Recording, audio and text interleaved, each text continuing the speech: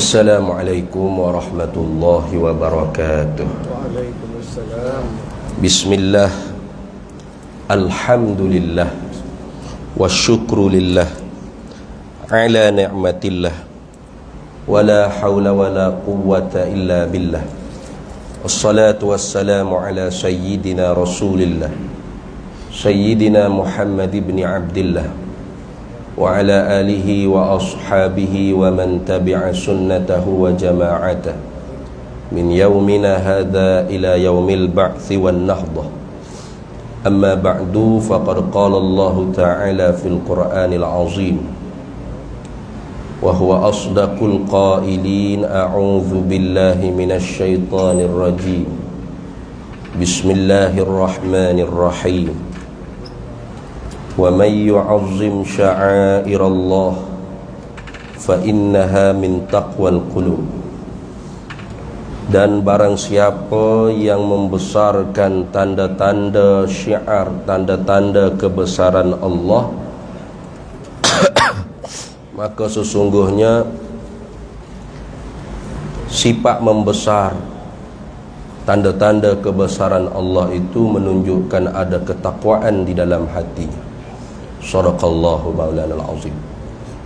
Alhamdulillah, para hadirin sekalian, syukur banyak-banyak kehadrat Allah Subhanahu wa taala, kerana Allah Subhanahu wa taala masih lagi memanjangkan usia kita sehingga kita dapat bersama-sama lagi pada hari Jumaat, Sayyidul Ayyam, penghulu bagi sekalian hari, dan kita sama-sama hadir ke tempat kita ni untuk persiapan menunaikan sembahyang fardu Jumaat berjemaah dan untuk mendengar khutbah, dua khutbah sebelum daripada kita sembahyang Jumaat, dan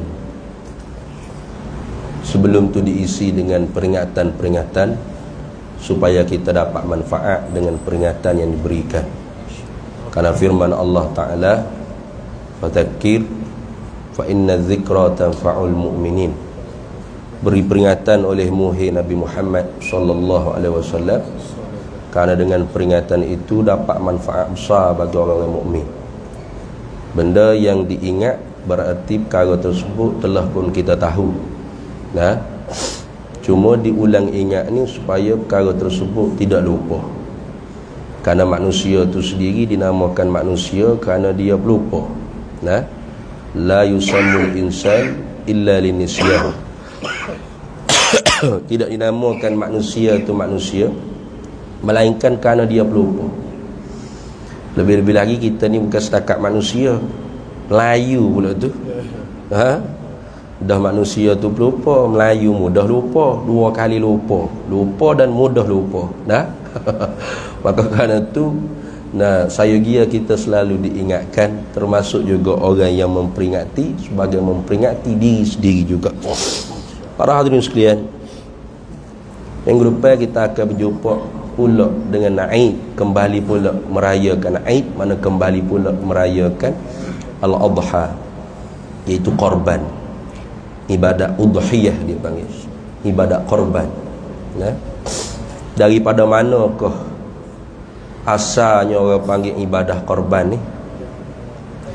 Iaitu daripada perbuatan Nabi Ibrahim alaihissalam yang diulang ingat oleh Allah Subhanahu wa taala kepada kita umat Nabi Muhammad sallallahu alaihi wasallam. Nabi Ibrahim ialah salah seorang daripada ulul azmi minar rusul, orang-orang ya Allah Ta'ala melantik menjadi Rasul serta menanggung bebanan yang sangat berat. Ketika mana Nabi Ibrahim AS bujang, disebut dalam kitab Durratun Nasihi, antara sebab diperintahkan Nabi Ibrahim AS ni menyembelih anak dia, ketika mana dia bujang, dia pernah buat ibadat korban dengan bilangan yang cukup banyak dan besar, iaitu 1000 kambing. Nah, Kemudian 700 ekor lembu. Dan 100 ekor unta. Surah kita ni buat korban dah. Buat dia 700 juga kah? Tak sabar dah. 3 ekor dia. 3 ekor. Nabi Ibrahim ketika mana dia bujang, dia pernah buat korban 1000 ekor kambing biri-biri. Nah, kemudian 700 ekor lembu dan 100 ekor unta. Fata'ajjaban nasu, maka manusia tercengang-cengang. Wal malaikatu min zalika, bukan setakat manusia, malaikat pun berasa ajib, terpegun maknanya. Pelik, banyak sangat ni. Siapa kau 1000 ekor kambing, 700 ekor lembu, 100 ekor unta. Manusia rasa kagum dan mereka pun rasa kagum. Lalu manusia tanya, tak banyak sangat kau ni, hei Nabi Ibrahim, ya Khalilullah, hei Nabi Ibrahim, teman rapat Allah, tak banyak sangat kau menata buat korban. Lalu jawab Nabi Ibrahim alaihi salam, kullu ma taqarraba bihi laisa bi syai'in indi, tiap-tiap perkara yang boleh mendekatkan diri aku dengan dia kepada Allah, tidak ada apa-apa harganya di sisi aku. Wallahi, demi Allah, kata Nabi Ibrahim, lau kana li ibnu, kalau ada bagi aku satu orang anak laki-laki, nescaya aku akan sembelihkan dia untuk jalan Allah. Bila tu Nabi Ibrahim cakap, ketika mana dia bujang. Orang bujang sedap belakang kecek ni. Orang bujang ni kalau kecek bab bini pun dia sedap. Nak tambah 2, nak tambah 3 so pun tak ada, tapi hero semua kalau dah bujang. Maka masa pun berlalu, Nabi Ibrahim tak berapa nak ingat dah orang panggil apa dia ucap pada masa ketika mana dia buat pengorbanan yang begitu sekali besar sehingga menghairankan para malaikat dan manusia, hingga manusia pun tanya tak banyak sangat ke hei Ibrahim. Lalu dijawab, tidak ada harga sikit pun sesuatu perkara tu, kalau boleh mendekatkan diri aku dengan Allah, pasti aku akan korbankan. Bahkan demi Allah, kalau ada bagi aku satu orang anak laki-laki, lalu disuruh untuk sembelih di jalan Allah, aku akan sembelih. Maka Nabi Ibrahim alaihi salam pun setelah mana dia menikah, tak putus hadu dia duk minta doa dengan Allah Ta'ala, Rabbi habli minas salihin, hei Tuhan, berikan aku anak yang soleh, berikan aku zuriat yang soleh. Dia duk doa gitu semua. Ketika tu dia baru menikah dengan Siti Sarah, Sayyidatuna Sarah. Tapi Allah Ta'ala tidak qabul lagi doa Nabi Ibrahim. Sehinggalah Allah Ta'ala suruh Nabi Ibrahimnya nikah dengan Siti Hajar.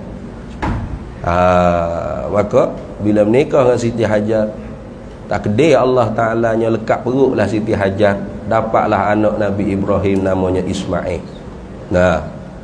Ini satu orang panggil cara yang mujarab. Kalau tak boleh anak, tambah seorang lagi bini. Ni ada ni. Sama ada lekat perut bini yang muda, ataupun lepas tu lekat perut juga bini tu. Terbuktinya Siti Sarah pun ngandung juga lepas tu. Bila Nabi Ibrahim diperintah oleh Allah Ta'ala untuk bawa isteri yang kedua dia, Siti Hajar, dan anaknya Ismail yang masih bayi ketika itunya, letak di satu tanah yang tidak ada apa-apa kehidupan, tak ada sumber kehidupan, kedai rucik pun tak ada, tu air mineral pun tak ada, iaitu di Bakkah yang sekarang dikenal dengan Makkah. Maka Nabi Ibrahim ni orang tak banyak soal. Bila Tuhan suruh, dia pergi, dia hantar situ dan ditinggalkan di situ, dan tidak bertanya pada Allah Ta'ala bila pula nak boleh mari ambil. Tak ada tanya. Pakai buat sungguh-sungguh, pakai taat sungguh-sungguh. Ini orang panggil kekuatan iman. Memang tak boleh nak lawat lah. Nah. Kalau kita tanya juga, Tuhan, lepas tu anak bini hamba nak makan berapa ni ni. Nah. Tu kedai-kedai rucik, restoran pun tak ada. Nah, orang pun tak ada. Itulah Siti Hajarnya berlari-lari ketika mana anak dia Ismail nangis-nangis kerana dahaga.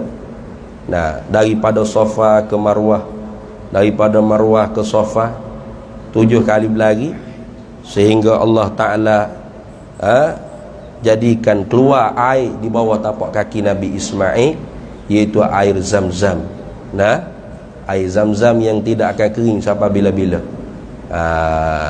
Bahkan sangat besar fadilatnya air Zam-Zam tu.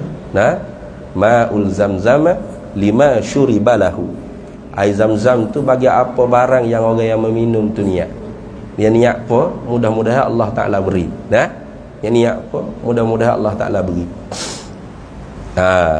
Maka sampai sekarang pun perbuatan Siti Hajar pun kita diulang ingat dalam perbuatan haji umrah kita.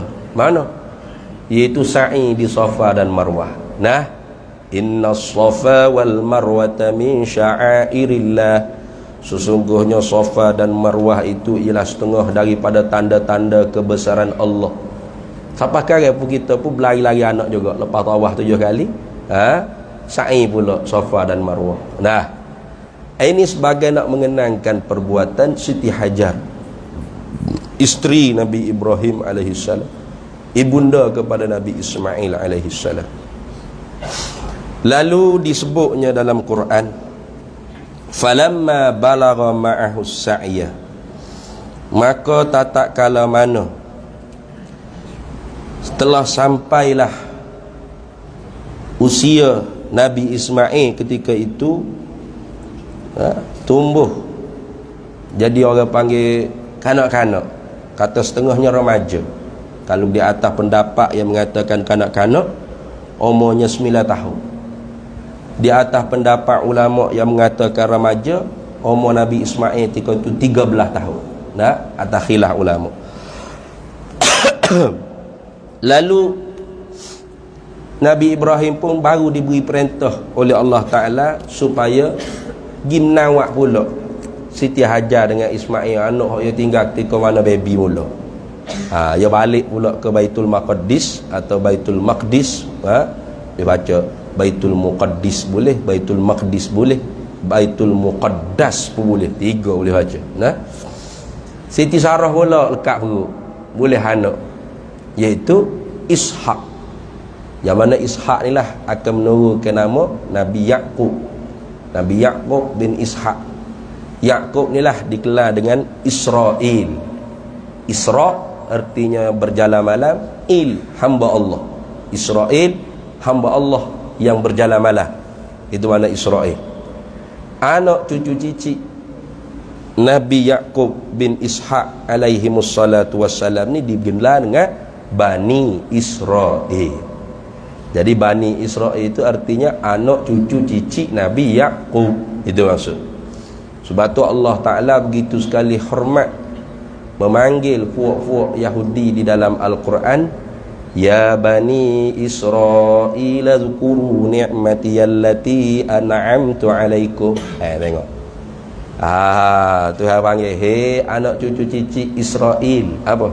Hei anak cucu cicit Nabi Yaqub alaihissalam, ingat mula nikmat aku kamu banyak sangat tu. Nah, banyak setengah daripadanya mujiriti Nabi itu banyak daripada keturunan Nabi Yaqub alaihissalam.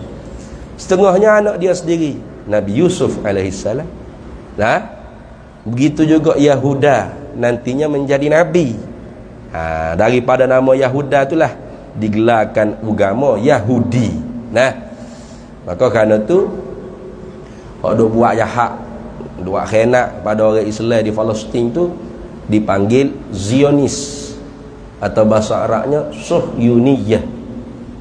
Nah, Fak kita ni kalau nak marah tu kadang-kadang ya tukar minta Tuhan laknat kepada Israel.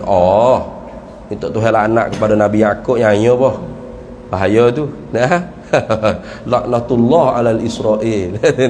Laknat Allah ke atas Nabi Yaqub alaihi. Oi, bahaya tu. Nah, jadi kita nak marah pun biar kena tahu hatilah.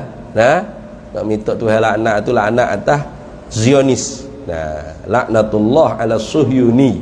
Nah, laknat Allah ke atas fuak-fuak Zionis yang buat khianat, buat kejam, buat zalim pada orang Islam di Palestin. Pendek ceritanya, Nabi Ibrahim pun kembali pula ke Mekah Al-Mukarramah.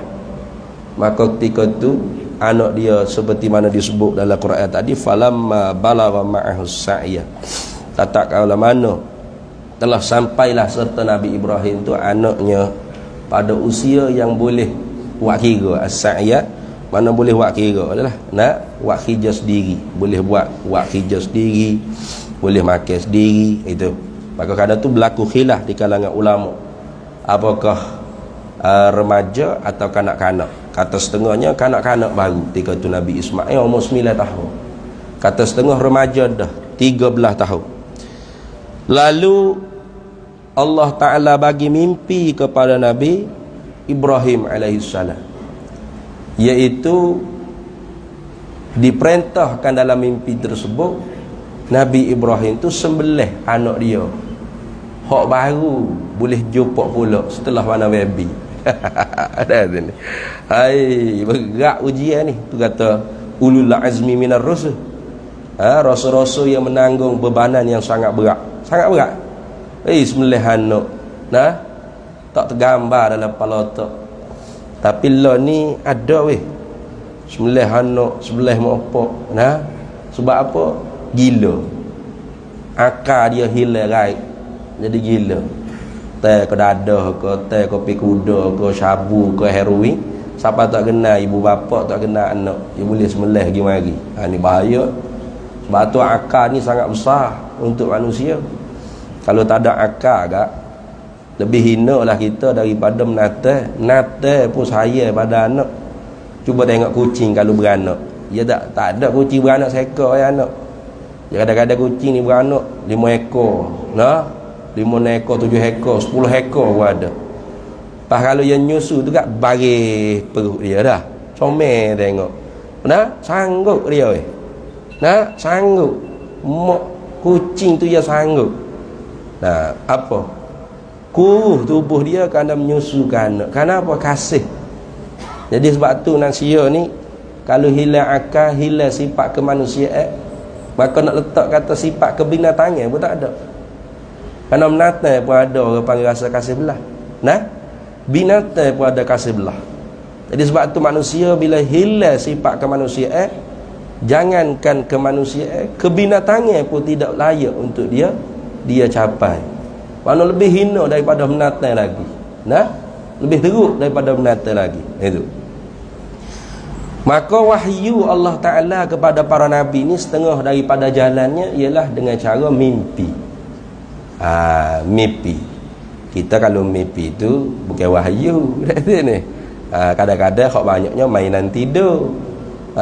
Sebab kita ni banyak maksiat, hati kita kotor, tidur dalam keadaan tidak berwuduk, tidak ingat ke Tuhan. Nah, pagi bukan semuanya orang panggil mimpi tu mainan tidur.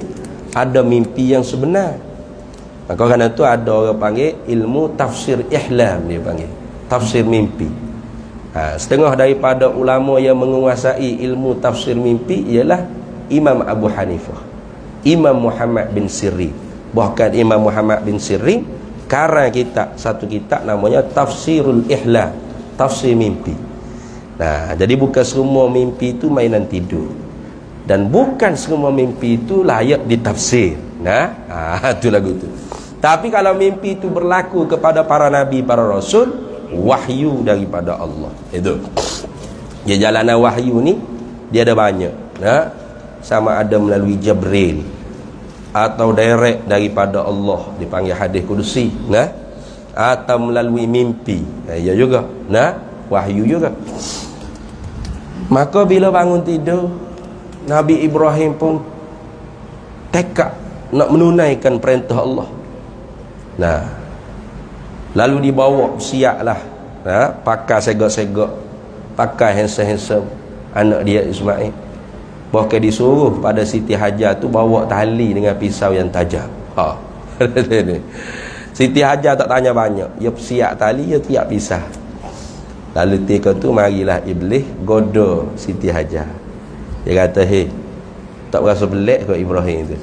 Tiba-tiba baru mari tengok anak jak kecil sampai kau besar baru mari tengok. Nah, lepas tu tiba-tiba suruh pakai semak-semak nak bawa pergi berjalan ke mana, tak tahu, tak bagi tahu. Suruh siapkan tali dengan pisau. Kek Ibrahim nak bunuh, tak tahu anakmu tu. Yang mari cocok. Nah. Tapi Siti Hajar orang yang mukminah, yang kuat iman dia, tidak hirau pada godaan daripada syaitan.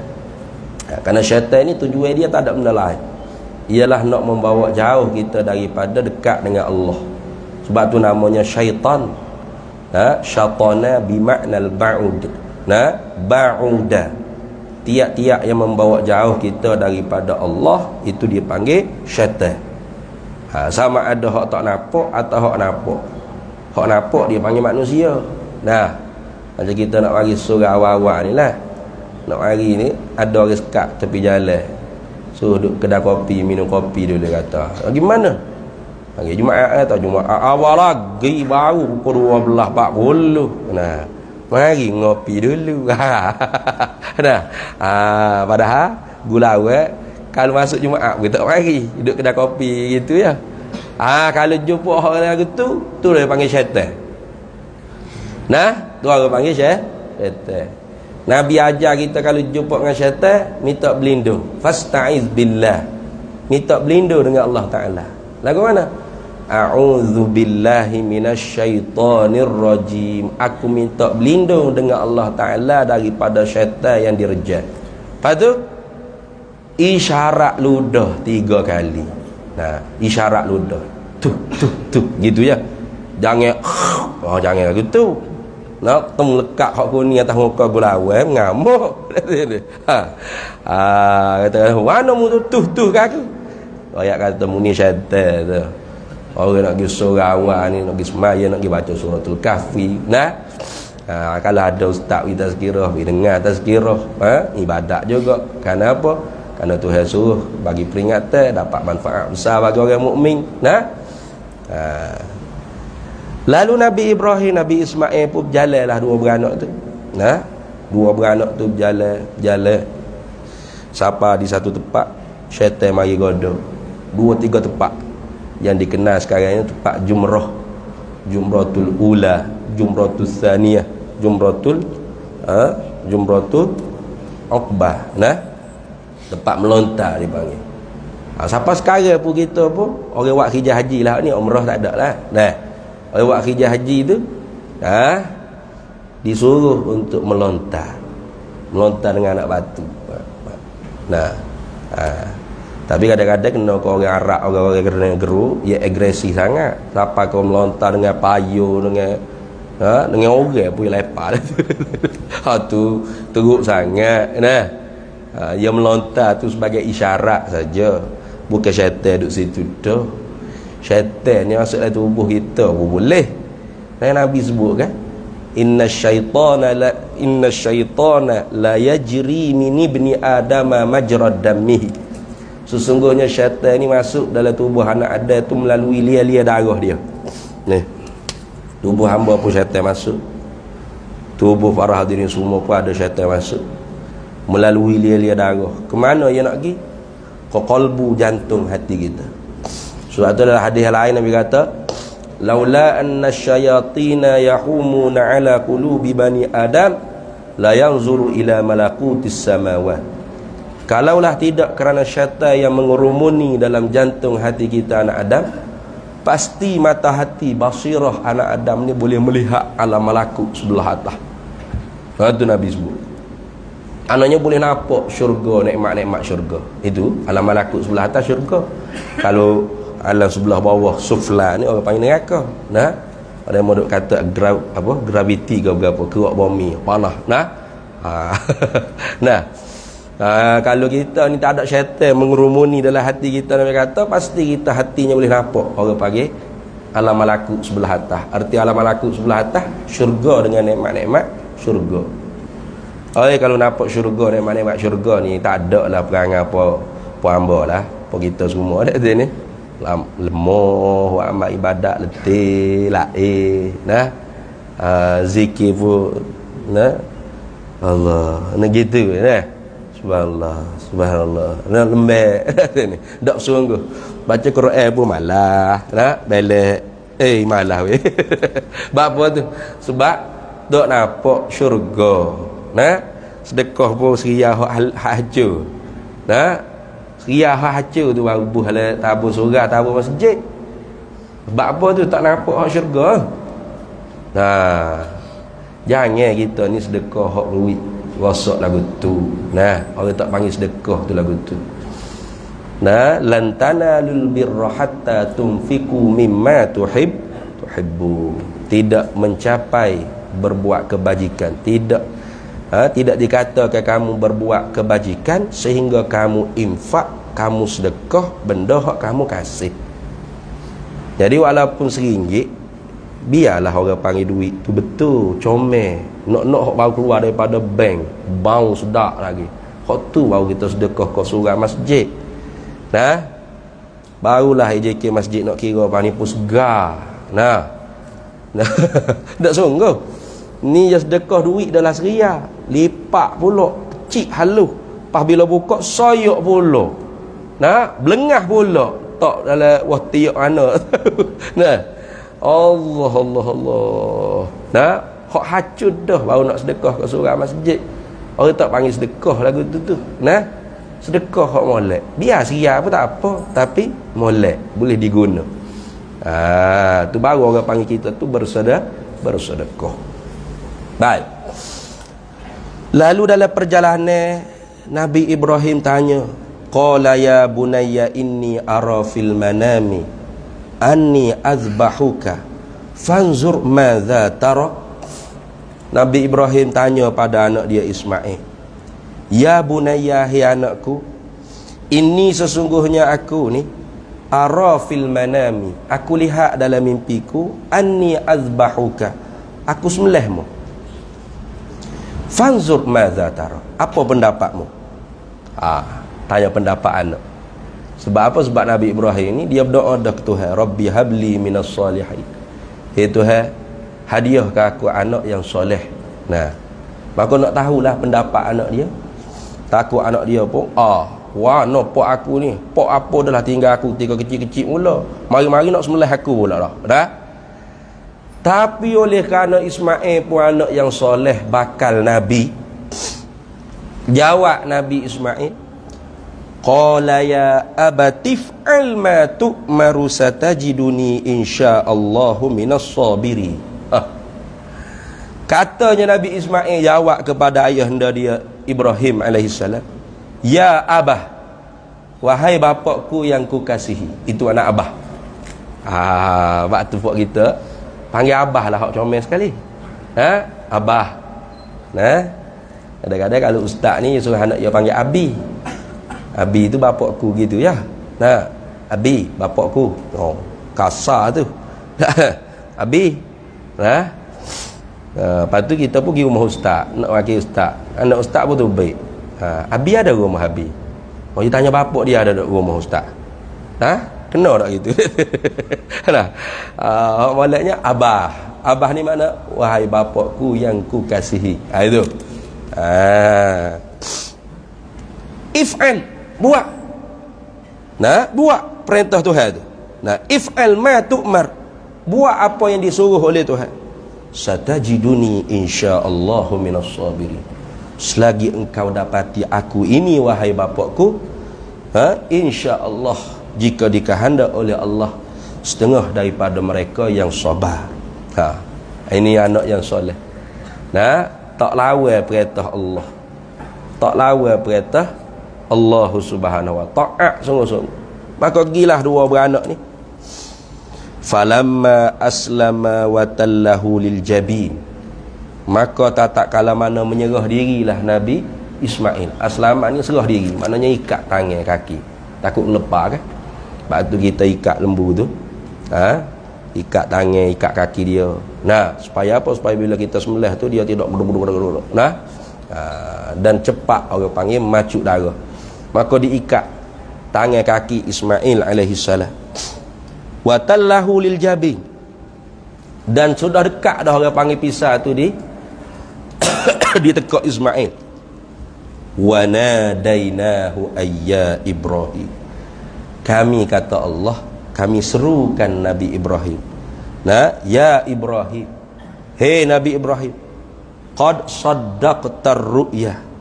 Sesungguhnya engkau telah membenarkan apa yang engkau lihat dalam mimpi engkau. Inna kadzalika najzil muhsini. Sesungguhnya seperti demikian itu kami ganjarkan, kami balaskan kepada mereka yang berbuat baik. Jadi Allah Ta'ala gantikan dengan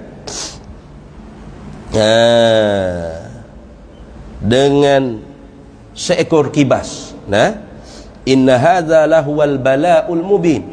Sesungguhnya ini ialah ujian yang sangat jelas, sangat terang. Wa fadainahu bidzibhin azim. Lalu diberi kepada Nabi Ibrahim sebagai gantinya kibas. Apa? Ganti bagi sembelih anaknya. Mana benar-benar ikhlas orang panggil Nabi Ibrahim ni nak menunaikan perintah Allah, iaitu berkorban. Maka kerana tu kita hak mana ambil bahagia berkorban, ikhlas. Nah, jangan tengok murah. Nah, ni murah sikit. Mana? Di luar negara. Oh, luar negara. Nah, banyak lah ni kan setai buat korban di luar negara, bukan tak boleh. Hak afdalnya kita buat korban di tempat kita, supaya fuqara wal masakin di tempat kita pun boleh mengecapi. Nah, kalau negeri Arab, gaya korban lah gaya yang paling meriah. Masuk dah waktu? Belum lagi, 5 minit lagi, 10 minit lagi. Paling meriah. Sebab apa? Sebab gaya korban ni fakir miskin, boleh daging. Nah, darah tu gak mengalir kok celah-celah rumah, kok lokal-lokal berapa. Nah, 3-4 hari gaya. Kalau gaya Idul Fitri tak meriah langsung. Habis gaya, habis semaya gaya, habis khutbah gaya, habis gaya. Jabat pun buka macam biasa. Tu tempat negeri Arab, Mesir lah tempat hamba mengaji, Mesir gitu. Nah, jerit kita kalau gaya Idul Fitri Mesir. Nah, kita terbalik. Gaya Idul Fitri sebulan. Nah, meriah sungguh buat kita. Tapi Idul Adha ni tak meriah mana. Dah ada potong gaya. Nah, gerbang pun kadang-kadang setengah tak buat. Apa? Mahal dia kata. Jangan tengok pada mahal. Jangan tengok pada murah, jangan. Kerana hak dikehendak oleh Allah ialah takwa kita. La yanalallahu luhumuha wala dima'uha walakin yanalut taqwa minkum. Tak sampai akan Allah oleh darah dari daging korban kamu. Yang sampai kepada Allah ialah takwa yang ada di dalam diri kita. Maka kerana itu kalau kita benar-benar bertakwa kepada Allah, kita berkorban kerana Allah, bukan kerana manusia, bukan kerana murah atau mahal nak tunjuk, tidak. Tapi kerana nak menunaikan perintah Allah Subhanahu Wa Taala, maka kita buat korban. Dan buat korban biar orang panggil betul-betul jadi ibadah udhiyah. Ni kena ngaji lah pulaknya. Kadang-kadang banyak perkara orang panggil yang tak kena dalam perbuatan masyarakat kita bila buat ibadat korban. Niat kau sembelih lembu macam biasa-biasa. Kalau hari-hari biasa ni tak apa. Kita nak upah kau orang sembelih, kau berapa dengan daging korban tu. Tapi kalau orang panggil ibadat korban, ini ibadah. Maka tiap-tiap ibadat mesti didasari dengan ilmu. Jadi bunyi dah je tadi. Mudah-mudahan apa yang kita dengar pada tengah hari ini dapat manfaat untuk kita semua. Yang baik daripada Allah dan yang buruk daripada kelemahan diri. Yu'til hikmata man yasha' wa man yu'tal hikmata faqad utiya khairan katsira wa ma yadhakkaru illa ulul albab.